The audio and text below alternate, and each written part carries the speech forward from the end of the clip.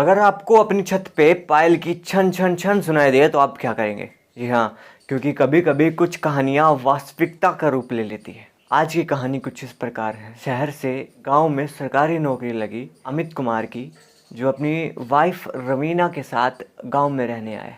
उस गांव में तो वैसे सब ठीक था, अच्छा माहौल था, दूर दूर तक ऐसी कोई कहानियां नहीं थी, अफवाहें वगैरह ऐसा कुछ हो। अगर कुदरत का खेल ये था कि उन्हें वो घर मिला किराए के लिए जिस घर की थोड़ी बहुत अफवाहें जरूर थी उसकी रात को 12 से 1 बजे तक बीच में कोई पायल पहन के नाचने की जो आवाज होती है, छन छन छन छन छन, वो आती है। लेकिन वो दिल्ली में रहने वाले थे, इन अफवाहों पे कहाँ विश्वास करने वाले थे। गाँव में आज उनका पहला दिन, कुछ ठीक चल रहा है। पड़ोस की दादी आई।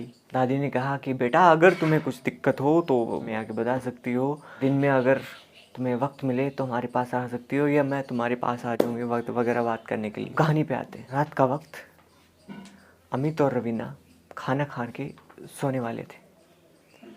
उससे पहले रवीना ने पानी वगैरह जो है अपने पास रखने की सोची। वो गई रसोई में, पानी लेके आई, लाइट वगैरह ऑफ की, मौसम बिल्कुल शांत।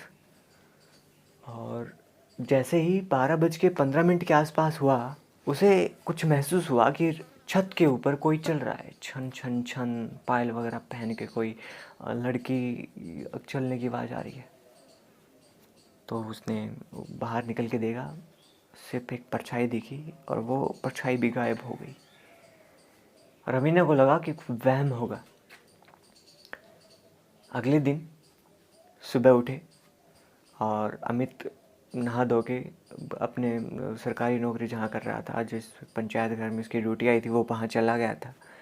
पीछे से वो दादी अम्मा आई रवीना के पास। रवीना ने बताया कि रात के लगभग 12:15 उसको ये घटना हुई, उसके छन छन बाजने की आवाज़ आई किसी की।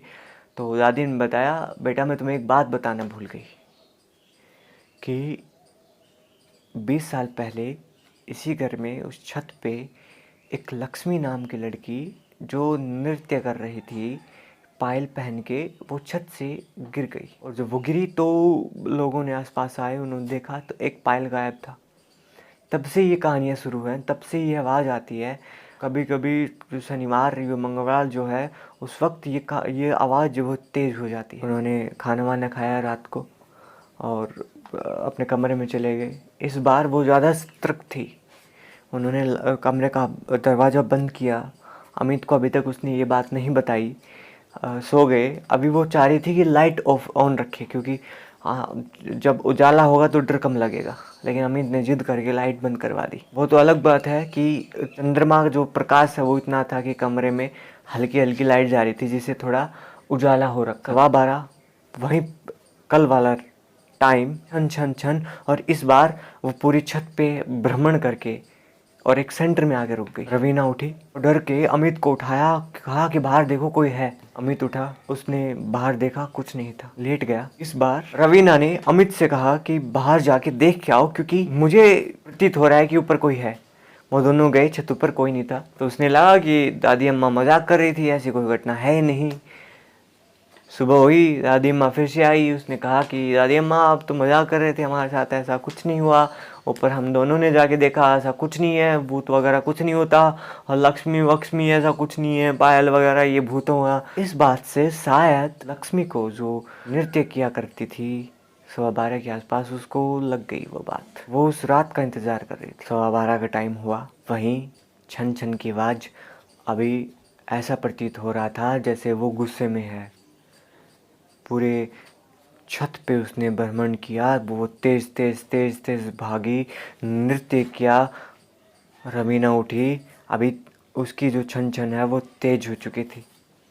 उसने देखा कि वो छन छन है, उसके साथ साथ परछाई भी दिखी। अभी यकीन होने लग गया कि जो दादी अम्मा कह रही थी वो सच है। अमित को उठाया, हालांकि दरवाज़ा बंद था। पूरे छत से छन छन छन छन आवाज़ घूम के एक जगह रुक गई। कुछ सेकंड के लिए रुकी रही। उसके बाद सीढ़ियों से ऐसा प्रतीत हो रहा था रवीना को जैसे वो नीचे उतर रही है। छन छन छन छन छन। उसने अमित को उठाया, कि अमित देखो बाहर कोई नीचे उतर रहा है। अमित ने कहा सोने दो यार, तुम्हारा रोज का काम होगा। अभी छन छन छन छन आवाज़ आ गई उसके दरवाजे के ठीक आगे रुक गई। टक टक की आवाज़ सुन के अमित उठा। उसने हिम्मत करके दरवाजा खोला। उसने जैसे ही खोला दरवाज़ा, एक परछाई जाके अभी रवीना के अंदर घुस गई। उन्होंने साफ साफ दिखा कि एक परछाई रवीना के अंदर घुस रही है। और पता नहीं भगवान जाने वो पायल कहाँ से आई रवीना के पास, और वो अभी छत के ऊपर जाके नृत्य कर रही थी, और वो भी चारों तरफ घूम घूम के। उसके पैर लाल हो चुके थे बुरी तरीके से, वो नहा रहे थे। अगले दिन उन्होंने दादी को बताई ये घटना। दादी ने कहा कि पाठ पूजा करवाते हैं, कैसे भी करके उसका बंधन वंदन किया। ये जब जाके उन्होंने रवीना ठीक हुई।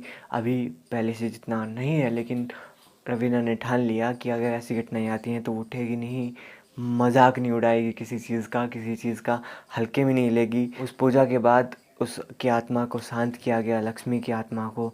अभी कुछ मिला के ठीक है। तो अगली बार अगर तुम्हें वो छन छन की आवाज़ सुनाई दे तो उस चीज़ को आप इग्नोर नहीं करेंगे, क्योंकि हो सकता है कि वो आपका वहम ना हो कि सच्चाई भी हो। तो आज की कहानी यही समाप्त करते हैं। बताइएगा कि ये कहानी कैसी लगी। और फिर मिलते हैं, मैं आपका दोस्त अंकित जंगिड़। कल इसी वक्त मिलते हैं, इसी जगह मिलते हैं एक नई स्टोरी के साथ। तब तक के लिए नमस्कार। हर हर महादेव।